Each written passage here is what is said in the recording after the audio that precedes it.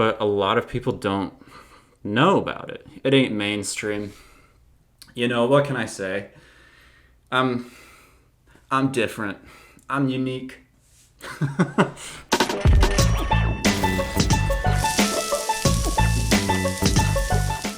Welcome to Anxiety Eats. I am Matthew. I have an anxiety-based eating disorder called Avoidant/Restrictive Food Intake Disorder, which means that I have a severe phobia of trying new foods. The point of the show is for me to take that disorder, this greatest demon of mine, destroy it, and document the process. Typically, that's done with exposure therapy, presenting myself with new foods or drinks to try, new textures, smells, colors, things like that, because it's a sensory thing for me, and I'll get more into that later. But sometimes it's also good just to chat about it. So today, I'm not going to try anything.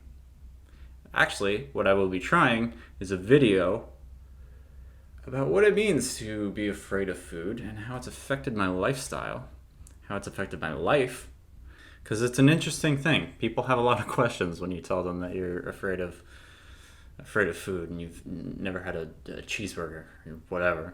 So let's start from the beginning. Avoidant/restrictive food intake disorder. It's defined by many things. Basically, for me, it's a sensory thing for me. It's all about texture, smell, color, and texture. Texture, smell, color, texture. Because texture is the biggest one. So the big four: texture, smell, color, and texture. I don't know why. I don't know where it started, to be completely honest with you.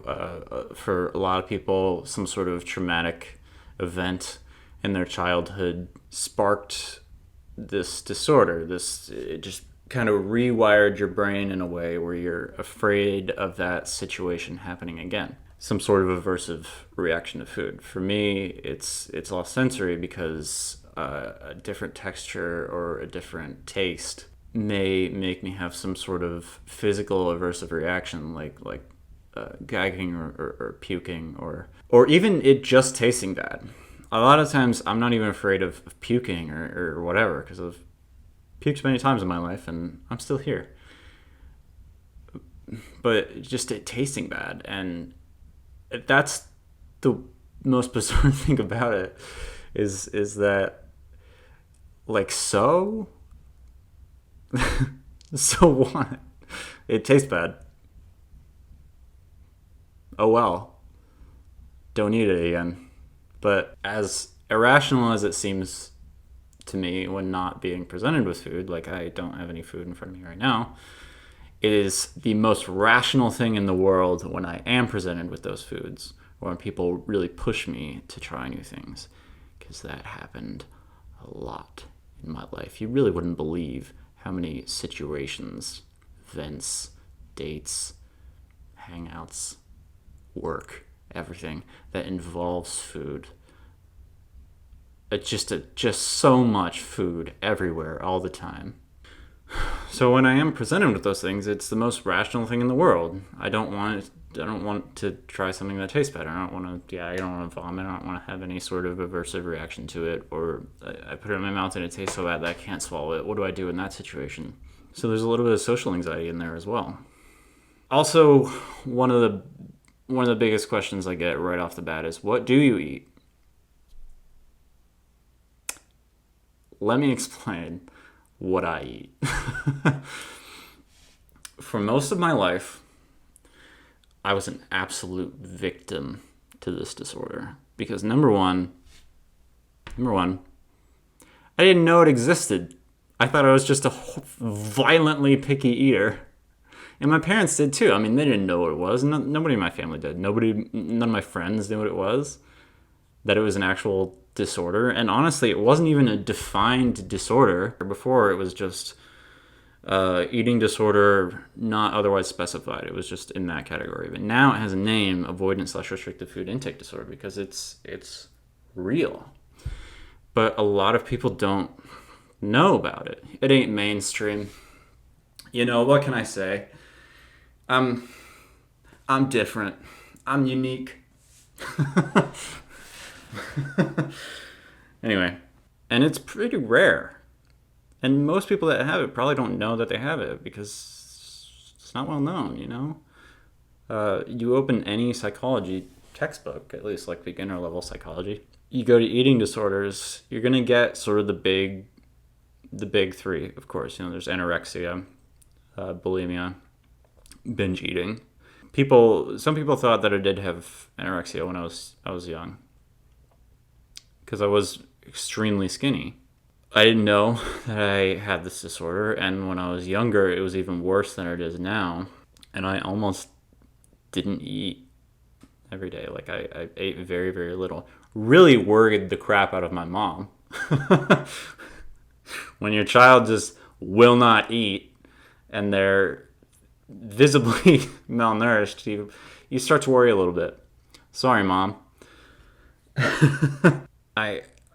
So it was a lot worse, and I kind of hid it away from the world. Like, I had trouble admitting what was happening to people. I think I only told like my girlfriend at the time and my best friend at the time. I mean, in my like late teens. And when I turned 20, around the time I turned 20, I did two things. Number one, I decided to fight back against it and figure out a way to be healthy in spite of it. Number two, I completely opened up about it. I comfortably started telling the world that I deal with this disorder and that I'm stricken with this phobia. And there was this girl I met at college. She was doing some sort of research project on disorders, because she had, I don't even remember what eating disorder she had, but she had one, and she was doing a research project. I reached out to her and I was like, I want to be part of this project. I'm fine with being interviewed for it. And she was excited, you know, to have somebody interview about it. And she found the name of this disorder. I didn't find it on my own. Somebody found it for me and was like, I think this is the disorder that you have. This is not just picky eating. This is an actual mental disorder. You have a phobia. A lot of times people don't understand the difference between severe picky eating and ARFID. And the difference is that picky eating is a refusal to eat things because you would rather be eating something else. ARFID is that you are legitimately afraid of putting the food or drink that's in front of you in your mouth. You have an actual phobia of it. It's a little more complicated than that, but whatever. But I opened up about it, and I figured out the name of it, and I started to become healthy in spite of it. Now, that's the big question of the day. Matthew, how on earth are you afraid of food, but you still keep your great figure? I didn't for a long time. You know, I was underweight, probably malnourished. There was a point in my early college days that I was unwell. I was fresh out on my own in the world, just living on my own, and I didn't have my mom there to yell at me about eating healthy anymore, you know, and I didn't really know how to cook. My mom knows how to cook. I don't know how to cook.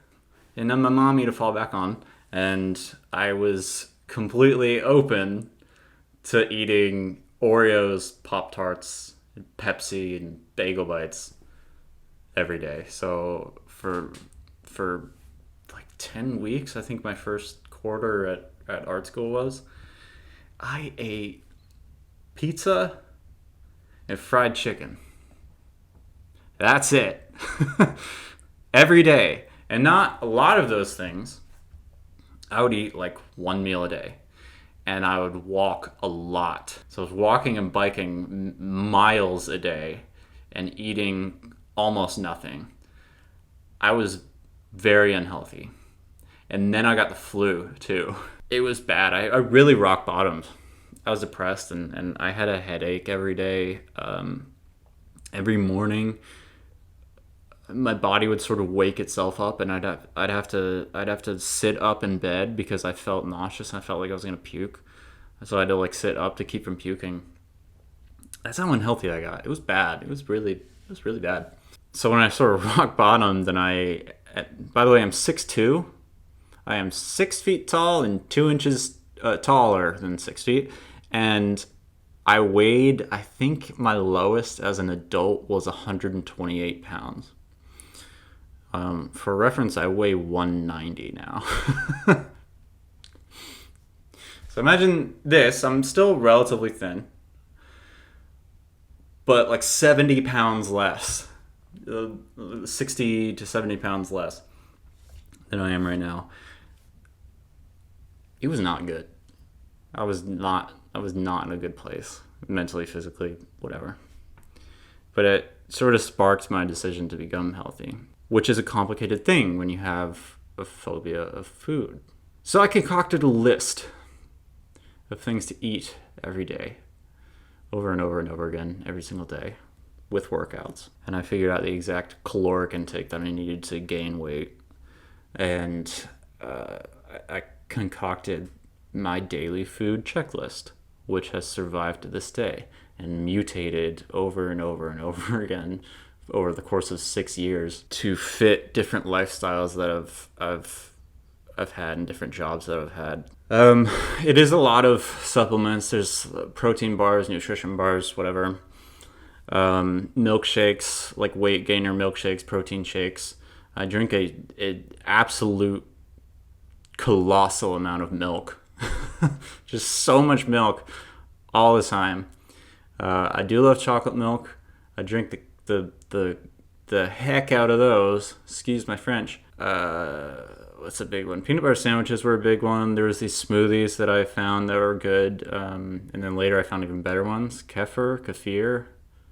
So I spent a lot of my downtime sitting at my desk, sort of writing out these checklists every day until I computerized it, and now it's an app in my phone. But I used to write it every day in a notebook and check things off, which sucks, you know? I mean, I guess everybody sort of goes on diets at some point, and they have to like dictate like what they eat and at what times, sort of. But it's really exhausting. I don't enjoy it. I hope that one day I don't have to deal with it, but it is the way that I stay healthy. That's the question that I get the most, is what do I eat? To be honest, it's not a lot. It's not a very big variety. Quite a lot of the calories that I take in are from milk and milk accessories and supplements. Those are high calorie things. Milkshakes that I drink are about 2,000 calories. It's also expensive. It's an expensive way to live. But I'm hoping that with the show, yes, the point of the show is to break anxiety barriers by not liking things and proving my anxiety wrong. Sure. But a bonus, is that sometimes I do like those things. It's fun. It's entertaining. Everybody who likes whatever, mocha frappuccinos, which by the way are awesome. If you've seen the Starbucks episode, you should. Spoiler, mocha frat, awesome. One thing that somebody asked me about ARFID recently, how to act around a person with ARFID during meals or events involving food. Good question from a great person. It's complicated. When people know that I have this disorder, the initial reaction when they're getting food for everybody, when I'm in part of a group and everybody's getting food, typically what they'll do is respectfully not ask me if I want that food, because they know that I have anxiety around it. I might be afraid of it. However, I don't always like it to be that way. It is a little simpler, but when somebody has this disorder, they might hate the fact, I hate this, they might hate the fact that they feel abnormal. In reality, we're not. Our brains are just wired in a certain way that a lot of people's aren't. There's nothing wrong with it. But it's easy to feel like an outcast. It's easy to feel like an outsider and like you don't really fit in because of this disorder and because so many events and situations involve food. So it's easy to feel that way. So when people do offer you food, for me at least, it's different for everybody with ARFID, of course. Some people with ARFID might be different than this entirely, and that's okay. That's completely fine. So this is just me. I encourage anybody that has a friend with ARFID to ask them the same question so that you know. But for me, I like to still be offered food even if you know that I don't want it or I'm going to say no. I still like to be offered because it makes me not feel like an outsider. It makes me feel like I'm still part of the group. I've also been asked, how does it affect friendships? How does it involve and affect dating and travel and vacation? And let me say, heavily. Dating is especially complicated because a lot of times you just don't know the person very well, so it's hard for them to really understand and like really easy go-to first dates or dinner or going out for coffee, which I never drank before, but thankfully this show brought me to do that. It's hard to explain that to somebody that you don't really know and you're trying to like sort of build a romantic relationship with. It's a little complicated. It's tough. The friendships is a little bit difficult too because I don't get asked by my friends very often if I want to have dinner with them or if I want to go get lunch, or if I have a group of friends in my life that are hanging out and like cooking dinner. Usually they don't ask me to be involved in that because I'm afraid of food, which sucks. That part sucks. But that's how it is. That's the way